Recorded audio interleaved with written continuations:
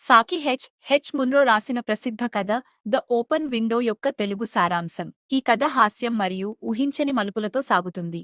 ఫ్రాంప్టన్ నట్టల్ నరాల బలహీనతతో బాధపడుతుండేవాడు. చికిత్స కోసం అతను పల్లెటూరిలోని ఒక ప్రశాంతమైన మరియు నిశ్శబ్దమైన ప్రదేశానికి వెళ్తాడు. అక్కడ అతను ఒక కుటుంబ స్నేహితుడిని కలవడానికి వెళ్తాడు. అక్కడ అతనికి వేరా అనే 15 ఏళ్ల అమ్మాయి పరిచయమైంది.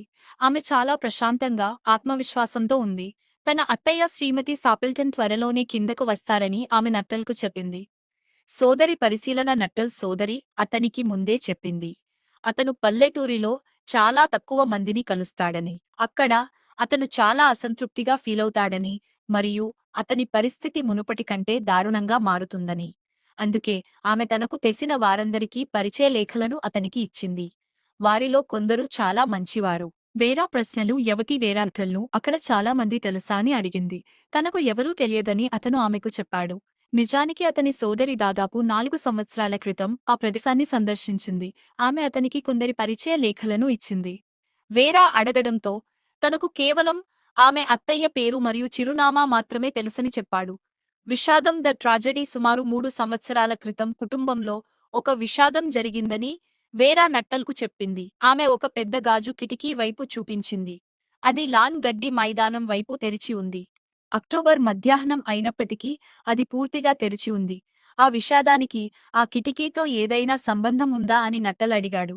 అది తన అత్తయ్య భర్త మరియు 2 సోదరులకు సంబంధించిందని ఆ అమ్మాయి చెప్పింది. వారు వేట్ షూటింగ్ కోసం బయటకు వెళ్లారు. సరిగ్గా 3 ఏళ్ల క్రితం ఇదే రోజున ఇది జరిగింది. వారు ఆ కిటికీ గుండా బయటకు వెళ్లారు. కాని వారు ఎప్పుడూ తిరిగి రాలేదు. ఎందుకంటే వారు తడి మరియు మెత్తటి బురద నేలలో కూరుకుపోయారు. వారి మృతదేహాలు ఎప్పుడూ దొరకలేదు. శ్రీమతి సాపిల్టన్ ప్రతిస్పందన వారు ఏదో ఒక రోజు తిరిగి వస్తారని ఆ అమ్మాయి అత్తయ్య శ్రీమతి సాపిల్టన్ ఎప్పుడూ అనుకునేది. వారు అలవాటు ప్రకారం తమ కుక్కతో కలిసి ఆ కిటికీ గుండా వస్తారని ఆమె నమ్మకం. అందుకే చీకటి పడే వరకు ప్రతి సాయంత్రం ఆ కిటికీని తెరిచి ఉంచేవారు. వారు ఎలా బయటకు వెళ్లేవారో అత్తయ్య తరచుగా ఆ అమ్మాయికి చెప్పేది. కొన్నిసార్లు వేరాకు కూడా వారు ఆ కిటికీ గుండా నడిచి వస్తారనే భావన కలిగేది. శ్రీమతి సాపిల్టన్ రాక ఈలోగా శ్రీమతి సాపిల్టన్ గదిలోకి ప్రవేశించి ఆలస్యంగా వచ్చినందుకు క్షమాపణలు చెప్పింది. తెరిచి ఉన్న కిటికీ వల్ల మిస్టర్ నట్టల్కు ఇబ్బంది కలగలేదని ఆమె ఆశించింది. తన భర్త మరియు సోదరులు వేట ముగించుకుని నేరుగా ఇంటికి వస్తారని ఆమె అతనికి చెప్పింది. వారు తెరిచిన కిటికీ ద్వారానే ఇంట్లోకి ప్రవేశిస్తారు. వారు చిత్తడి నేలలో పక్షులను వేటాడటానికి వెళ్లారు. కాబట్టి వారి బూట్లు బురదగా ఉండటం వల్ల తివాచీ కార్పెట్ పాడవుతుందని ఆమె చెప్పింది. నట్టల్ స్పందన శ్రీమతి సాపిల్టన్ వేట గురించి మరియు పక్షుల కొరత గురించి మాట్లాడుతూనే ఉంది. ఫ్రాంప్టన్ నట్టల్కు అది పూర్తిగా భయంకరంగా అనిపించింది. అతను ఆ చర్చను తక్కువ భయంకరమైన అంశం వైపు మళ్లించడానికి ప్రయత్నించాడు. కానీ అతను పూర్తిగా విజయం సాధించలేదు. శ్రీమతి సాపిల్టన్ తనపై పాక్షికంగా మాత్రమే దృష్టి పెడుతోందని అతనికి తెలిసింది. ఆమె కళ్ళు కిటికీ మరియు లాన్ వైపు చూస్తున్నాయి. డాక్టర్ నట్టల్కు పూర్తి విశ్రాంతి తీసుకోవాలని సలహా ఇచ్చారు. అతను మానసిక ఉద్వేగాలకు దూరంగా ఉండాలి. శారీరక బలం అవసరమయ్యే వ్యాయామాలు కూడా చేయకూడదు.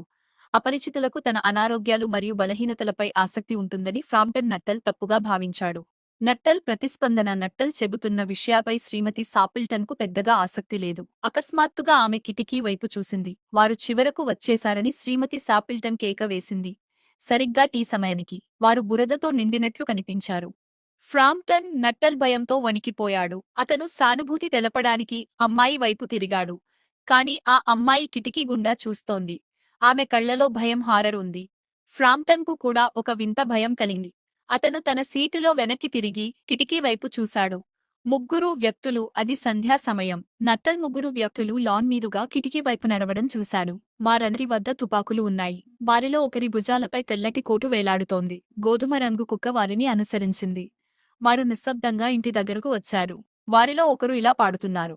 నేను చెబుతున్నాను, బెర్టీ, నువ్వు ఎందుకు అలా గెంతుతున్నావు? నట్టల్ ఆకస్మిక తిరోగమనం. ఫ్రాంప్టన్ నట్టల్ తన కర్ర మరియు కోటు తీసుకున్నాడు.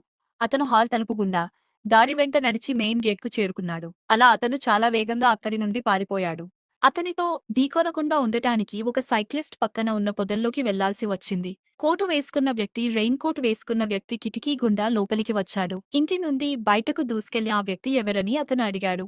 అతను మిస్టర్ నట్టల్ అని శ్రీమతి సాపిల్టన్ అతనికి చెప్పింది. అతను ఒక వింత మనిషి. అతను కేవలం తన అనారోగ్యాల గురించి మాత్రమే మాట్లాడగలడు. అతను కనీసం వీడ్కోలు లేదా క్షమాపణ చెప్పకుండా వెళ్ళిపోయాడు. అతను దయ్యాన్ని చూసినట్లు అనిపించింది. అమ్మాయి వివరణ నట్టల్ కుక్కను చూసి భయపడటం వల్లనే ఇంటి నుండి బయటకు పరుగెత్తాడని ఆ అమ్మాయి వివరించింది. తనకు కుక్కలంటే చాలా భయమని అతను తనతో చెప్పాడని అంది. ఒకప్పుడు కుక్కల గుంపు అతన్ని శ్మశానం వరకు తరిమాయని, అతను కొత్తగా తవ్విన సమాధిలో రాత్రంతా గడపవలసి వచ్చిందని చెప్పింది.